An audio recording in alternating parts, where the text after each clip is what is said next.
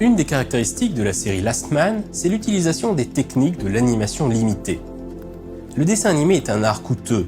Pour parfaitement animer un seul personnage pendant 1 minute, l'animateur devra produire 24 dessins par seconde, multipliés par 60 secondes, soit 1440 dessins pour un seul personnage pendant 1 seule minute.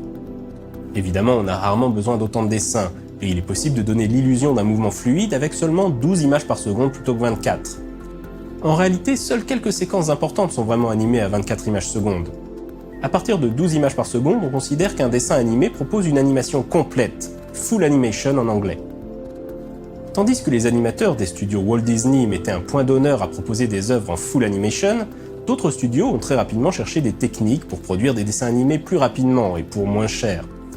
Dès les années 20, il était courant de réutiliser des séquences en utilisant divers artifices pour que les spectateurs ne s'en rendent pas trop compte, par exemple en repassant une séquence en miroir. Mais ces astuces n'étaient pas suffisantes. Il a fallu chercher d'autres techniques pour faire des économies.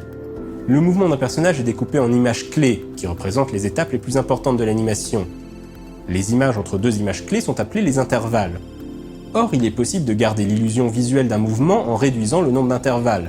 Les studios ont également fait des économies sur les décors en les rendant minimalistes, voire expressionnistes. On a alors vu apparaître ce qu'on appelle l'animation limitée.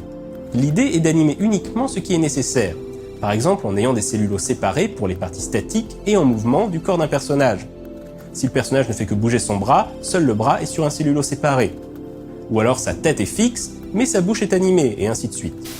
Ces techniques ont fait le succès des studios américains Hanna-Barbera ou Filmation, qui avaient aussi tendance à recycler des séquences d'épisode en épisode, par exemple les séquences où les personnages marchent ou courent. Les cellulos d'animation sont réutilisés à chaque fois, et seul le décor change. Si vous regardez les vieilles séries Scooby-Doo ou la série animée Star Trek, c'est assez frappant. Au Japon, l'animation limitée est au cœur de la production et fait partie intégrante du style animé. On le doit à Tezuka Osamu.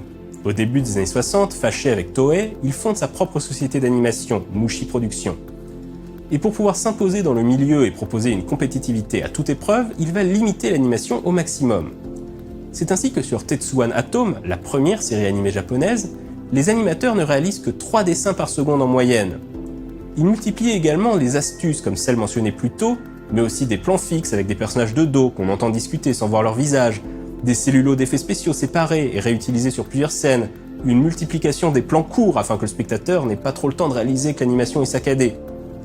Tezuka lui-même appelait ce style manga en mouvement, car il était basé sur son expérience en tant que dessinateur de bande dessinée. Comme dans la BD, l'animation limitée façon Mushi Productions cherchait surtout à donner l'illusion du mouvement et du dynamisme au sein d'une image finalement très statique. Aujourd'hui, en moyenne, les séries japonaises sont animées à hauteur de 8 à 10 images par seconde. Mais animation limitée ne veut pas dire absence de qualité. Le succès rencontré par les animés japonais le prouve. Et une série comme Last Man a elle aussi su transcender des moyens et une animation limitée.